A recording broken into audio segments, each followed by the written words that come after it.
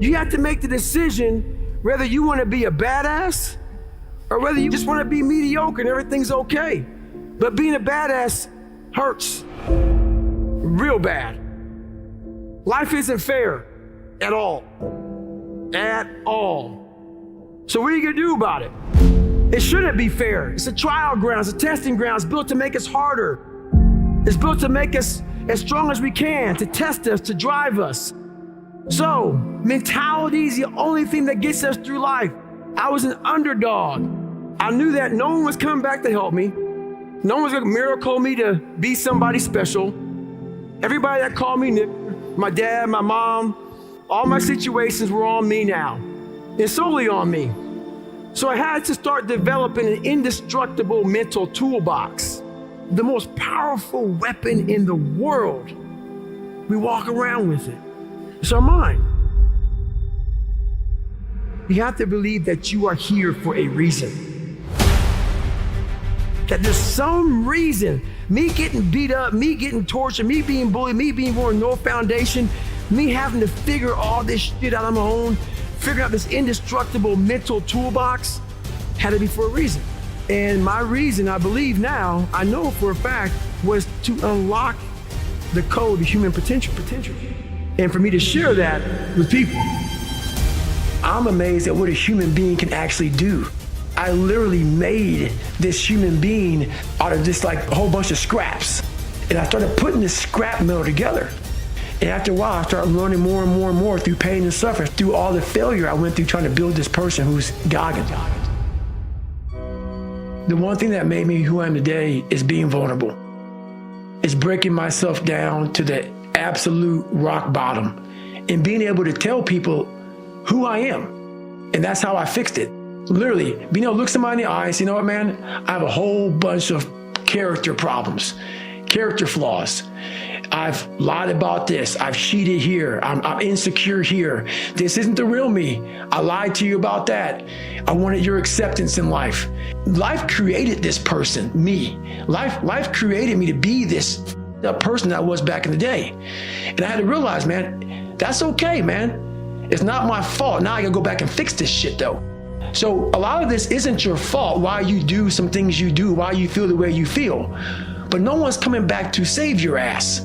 You have to go back to where this started, wherever that place is for everybody, and have the courage to go back there and start fixing what broke you. One thing I'm most scared of in the world is losing touch with the best thing in the world is your mind. Your mindset, how you can picture yourself, how you can focus, how you can drive, how you can put yourself in so many situations to get out of it. Because those headphones we listen to, those phones that we Google to find information, there's so many situations in my life where that shit's not gonna help me. It's not gonna help me because I know what's helped me. None of that stuff's ever helped me. None of that stuff's ever helped me. What has helped me has been me alone, getting my shit together and being accountable for who I'm not and who I want to be. It's the only thing that's helped me. We all live in this world where our brains are keeping us in this box. Outside that box, on the other edge of suffering, is a world that's endless of opportunity. But we are afraid to go outside that box because in that box is comfortable. That's where all of our nice stuff, that's where the nice 4-lane highway's at.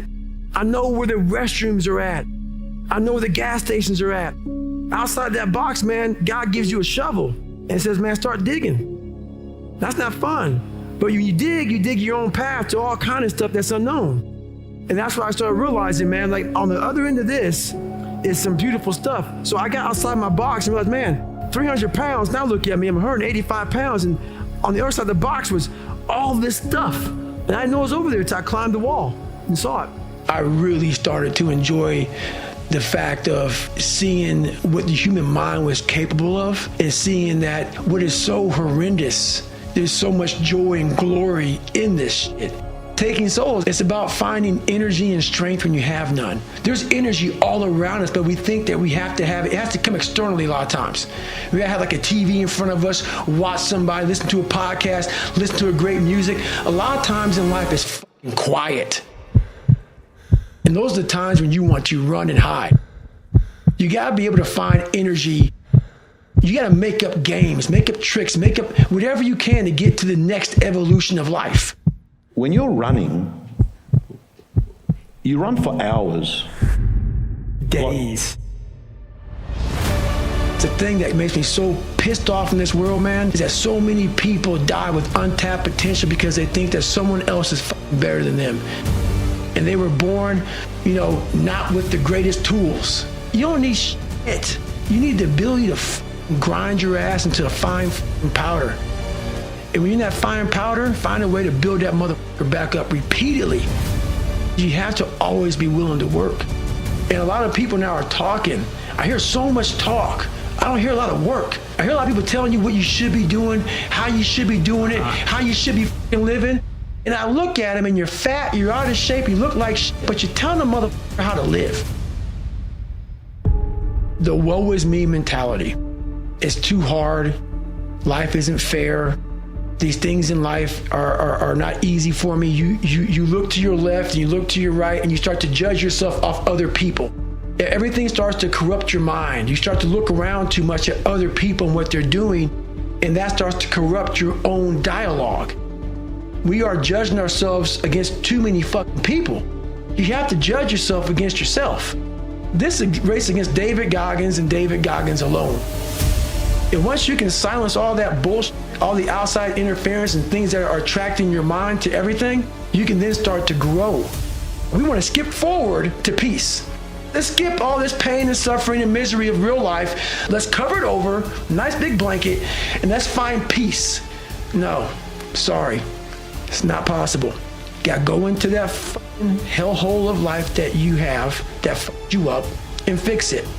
And that's what I'm here to do. You must go to war with yourself before you find peace. I'm trying to give you tools on how to do that. And I'm not considering to smile and be happy about it. It's a hard journey. It's a real journey. It's a journey that's gonna take you way outside of being comfortable. You'll be very, very uncomfortable. I'm not a theorist, people. There's a bunch of people who are theorists who go to the library, study the mind. They study it in a book. I studied it by being a practitioner. I put my mind in hell and I realized how I was thinking, and I figured out tools and tactics on how to get through it by being in it, not by studying it, by being in it. I did 67,000 pull-ups in 9 months, and it calloused my hands. It calloused my hands real good to protect my hands against the bar. I started learning how to callous my mind to callous over my victim's mentality, and that's what I did. And so they sent me to Johns Hopkins. Everybody studied my body. They studied everything. And one guy says, you know what? We can't find anything on how you did all this. How are you able to do all this? A head guy came in from MIT, and he said, you know how he did it? So, mentality is the only thing that gets us through life. And the can't hurt me mentality is no matter where you come from, the sewer, or wherever you think you're from. When I got out of the sewer, I got to the road and looked around and said, can't hurt me. Nothing should be able to hurt you. If you believe that, it starts to become true. I wanted to live my life in a way that when I died, I was proud of myself. I know what pride felt like. And if it took pushing myself to death, I was willing to do that. But I wanted to look in that mirror, not impress anybody, not money, not fame, not nothing. I wanted to impress the guy in the daggone mirror. And I worked endlessly and tirelessly to do that. And it happened. I actually sat back when I was fat, nasty, out of shape, miserable, and created a human being in my mind that didn't even exist. And said, that's what I want to be. I want to be that guy. I want to be a guy that's capable of doing exactly what I'm doing today. If you weren't born that guy, that mentally strong guy, he can't be made. But in making that person, you have to be who the you are every day of your life and never care about anybody who gets in your way that said you're not doing something the proper way. When you get beat as bad as I did, I lied all the time. I wanted to be accepted and loved and all that shit that I created about 50 people. Whatever you like, I like. Just be my friend. And that's where we get lost in life. You start to create a whole bunch of people that aren't even yourself. You never figure out who you are. You never live up to your dreams, your ambition. You live up to whoever is around you that you like so much, that you want to emulate and be like so much, you live their dreams. You lose your power. You lose your power. The ultimate power is owning yourself.